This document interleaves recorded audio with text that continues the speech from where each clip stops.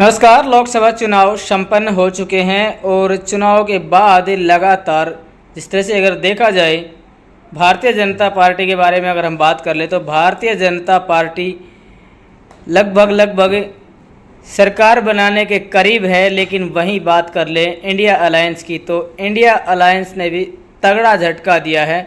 और वहीं परफॉर्मेंस की बात कर ले तो इंडिया अलायंस के साथ साथ बीजेपी की भी परफॉर्मेंस अच्छी। तो हमारे साथ मौजूद हैं आम आदमी पार्टी हरियाणा के युवा प्रदेश अध्यक्ष डॉक्टर मनीष यादव जी, जिनकी पार्टी ने अलायंस के तहत चुनाव भी लड़ा, अलायंस के हिस्सा भी रहे। आने वाले विधानसभा चुनाव में क्या कुछ रह सकता है और इन चुनावों में इंडिया अलायंस को कितना कुछ सहयोग मिला, इसके बारे में विस्तार से चर्चा करेंगे, जानेंगे क्या कुछ कहना है और किस तरह से वर्तमान की जो राजनीतिक परिस्थितियां हैं उनको देखते हैं। डॉक्टर साहब नमस्कार।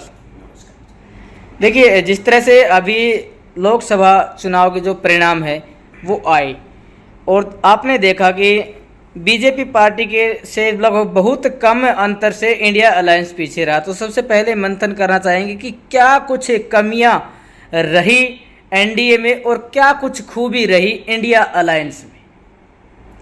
देखिए, इस चुनाव में सबसे पहले तो जैसा कि आपने बताया कि इंडिया अलायंस और एनडीए की लड़ाई थी। और इंडिया अलायंस का जो गठन था वो था लोकतंत्र की सुरक्षा के लिए, संविधान की सुरक्षा के लिए, तानाशाही को खत्म करने के लिए। जिस मकसद के साथ, जिस एजेंडे के साथ इंडिया अलायंस बना था, सबसे पहले तो मैं ये कहना चाहूँगा कि बड़ी खुशी की बात है कि इसको पूरी ईमानदारी से और मजबूती से लड़ते हुए इंडिया अलायंस ने इस लड़ाई को जीता है। आज बहुमत से दूर अगर भारतीय जनता पार्टी रही है तो ये इंडिया अलायंस की मेहनत है, सभी कार्यकर्ताओं की मेहनत है और जनता जो देश के लोकतंत्र और संविधान को प्यार करते थे, ये उनकी जीत है। आज तानाशाही कर पाना नरेंद्र मोदी जी के लिए, भारतीय जनता पार्टी के लिए संभव नहीं रहेगा। आज इतना बड़ा विपक्ष, 234 सीटें इंडिया अलायंस की और कुछ अन्य उम्मीदवार जो जीते हैं वो विपक्ष में बैठ के आज तानाशाही को रोक सकते हैं, मनमानी को रोक सकते हैं और लोकतंत्र की सुरक्षा कर सकते हैं, संविधान की सुरक्षा कर सकते हैं। तो सभी सीटों पे अब हरियाणा में अगर हम बात करें तो हरियाणा की जनता ने जो भारतीय जनता पार्टी के खिलाफ जो माहौल है, जिस तरह से डट के लड़ाई लड़ी है, काबिले तारीफ है। पूरे हरियाणा की जनता ने इस चुनाव को भारतीय जनता पार्टी के खिलाफ मैदान में उतर कर लड़ा और उसी का ये नतीजा है कि आज 10 सीटें जीतने वाली भारतीय जनता पार्टी 5 पे ही संतोष कर रही है और ये 5 सीटें भी कहीं ना कहीं बहुत कम अंतर से जीत पाई है। आने वाले समय में जब प्रदेश का चुनाव आएगा तो हरियाणा की जनता भारतीय जनता पार्टी से बचा खुसा हिसाब पूरा करके और इनको बिल्कुल सत्ता से बाहर करने का काम करेगी। ठीक है, अगर बात कर लें आपकी आम आदमी पार्टी की तो आम आदमी पार्टी भी इंडिया अलायंस का एक हिस्सा थी। और हरियाणा की अगर बात कर ले तो आम आदमी पार्टी को मात्र 1 सीट कुरुक्षेत्र से दी गई थी। पार्टी अपनी खुद की सीट भी नहीं बचा पाई इंडिया अलायंस का सहयोग होते हुए भी। तो ऐसे में विधानसभा चुनाव की अगर हम बात कर ले तो कैसे कह सकते हैं कि दावे किए जा रहे थे कि भी सत्ता परिवर्तन होगा, आम आदमी पार्टी सरकार बनाएगी। ठीक है, आम आदमी पार्टी हरियाणा के अंदर अपनी राजनीति शुरू करने जा रही है। पहले ही मौके में इस लोकसभा चुनाव में हमें अवसर मिला कुरुक्षेत्र लोकसभा पे चुनाव लड़ने का। हमारे सेनापति डॉक्टर सुशील गुप्ता जी ने वहाँ से उम्मीदवारी की और जिस तरह से आम आदमी पार्टी के कार्यकर्ताओं को, हमारे नेताओं को वहाँ प्यार मिला है, जिस तरह से लोगों ने आम आदमी पार्टी का साथ दिया है। लेकिन जीत में नतीजों को तब्दील नहीं कर पाए, ये अलग बात है।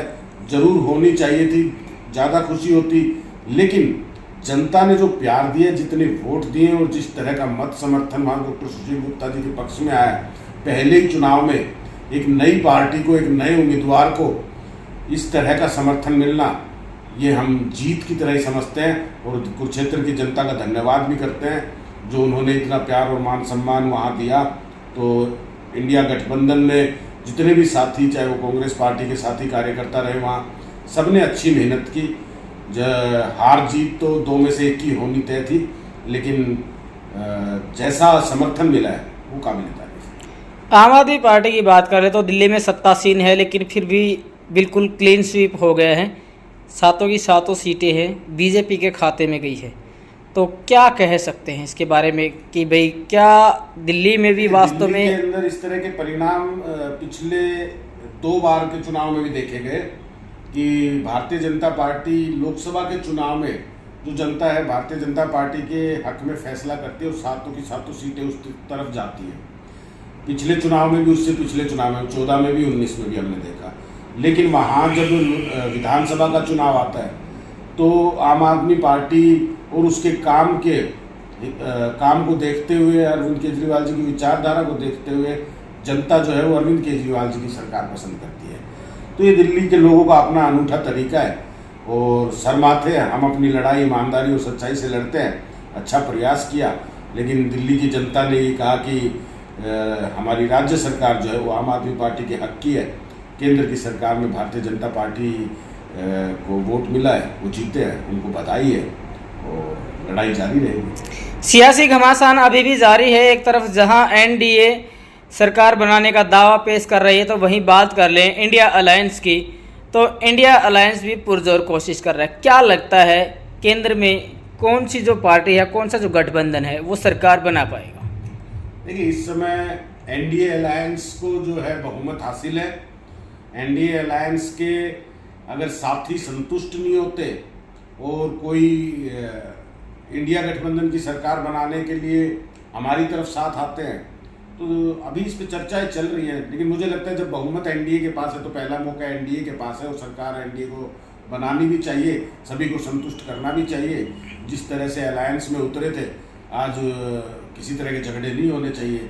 अब ये तो भारतीय जनता पार्टी तय करेगी या एनडीए अलायंस तय करेगा कि वो कितना एक दूसरे के साथ मिले हुए हैं या फिर सत्ता के लालच में अलग होते हैं।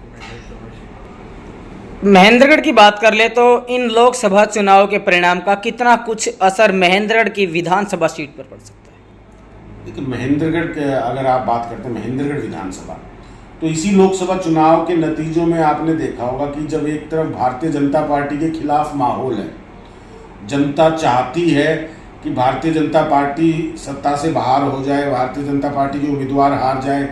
आपने देखा होगा पूरे भिवानी महेंद्रगढ़ लोकसभा क्षेत्र में भारतीय जनता पार्टी के उम्मीदवार का गांव में जाना मुश्किल था।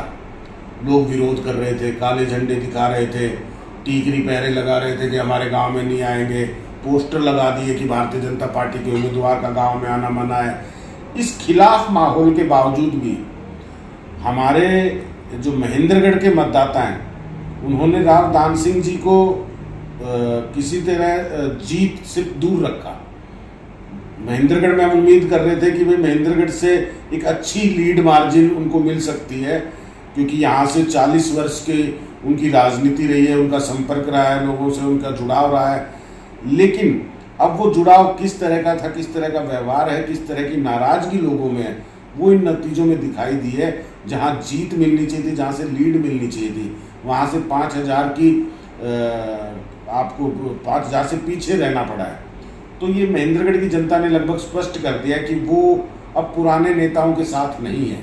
वो तो ना राव दान सिंह जी के साथ चलना चाहती है, ना रामविलास शर्मा जी के साथ चलना चाहती है। महेंद्रगढ़ की विधानसभा एक नई तलाश में और भारतीय जनता पार्टी के खिलाफ है माहौल, ये साफ नजर आया पूरे चुनाव के अंदर। तो एक अच्छा नया विकल्प महेंद्रगढ़ तलाश रहा है, उसकी लड़ाई जारी है जो इन नतीजों में नजर आ रहा है। आप ही की इंडिया अलायंस के गठबंधन के साथ चुनाव लड़ रहे राव दान सिंह जी चुनाव हार चुके हैं, बल्कि अपने गृह क्षेत्र से ही उनको शिकस्त मिली है, तो क्या कुछ कहेंगे, क्या कमियां रही होंगी? देखिए, राजनीति के अंदर मैं ये कह रहा हूँ कि ये चुनाव दान सिंह जी के लिए भी एक अपॉर्चुनिटी थी अपने आप को साबित करने के लिए।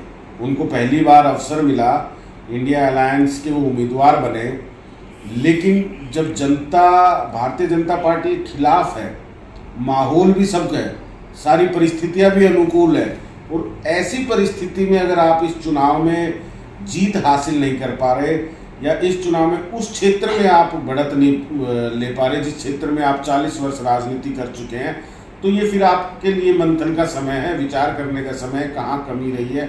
तो इसमें पूरा जो श्रेय है वो मैं समझता हूँ कि जनता ने अपनी तरफ से इस लड़ाई लड़ने को पूरा मन बनाया था, लेकिन कहीं ना कहीं उम्मीदवार जो हैं वो इस लड़ाई को कामयाब करने में नाकाम रहे। तो अभी अगर हम बातचीत कर ले तो विधानसभा चुनाव के लगभग ये कह सकते हैं कि बहुत जल्द बिगुल बजने वाला है। क्या कुछ रणनीति बनाई है आपने, किस तरह से जो कैंपेनिंग है उसमें और ज़्यादा तेज़ी लाई जाएगी, किस तरह से तैयारी करने का क्या कुछ विचार है? हम जिस तरह से पहले काम करते आए हैं वही काम अब करेंगे। गांव-गांव जाना, लोगों से जुड़ना, और इस वक्त जो महेंद्रगढ़ की ज़रूरतें हैं उन मुद्दों को लेकर गांव में लोगों तक पहुंचना है। आम आदमी पार्टी जिस तरह से काम करती है, जिस तरह के दिल्ली में किए, पंजाब में किए, उनको लोगों तक पहुंचाना है। अरविंद केजरीवाल जी की विचारधारा को पहुंचाएंगे और मजबूती से महेंद्रगढ़ में 40 साल की इस परंपरा को, 45 साल की इस परंपरा को ख़त्म करके नया उदय महेंद्रगढ़ में हो, इसके लिए प्रयास करें। तो हमारे साथ मौजूद रहे आम आदमी पार्टी हरियाणा के युवा प्रदेश अध्यक्ष डॉक्टर मनीष यादव। अब ये देखने वाली बात होगी कि काफ़ी जी तोड़ मेहनत करने के बाद भी मात्र एक सीट मिलने के बावजूद भी आम आदमी पार्टी हरियाणा में जो है हार चुकी है। अब क्या डॉक्टर मनीष यादव पहुंच पाएंगे विधानसभा, क्या कर पाएंगे, यहाँ की जो वकालत है महेंद्रगढ़ विधानसभा की, क्या विधानसभा से कर पाएंगे, लोगों की आवाज़ को बुलंद क्या उठा पाएंगे, लोगों की समस्याओं को, देखने वाली बात ये होगी।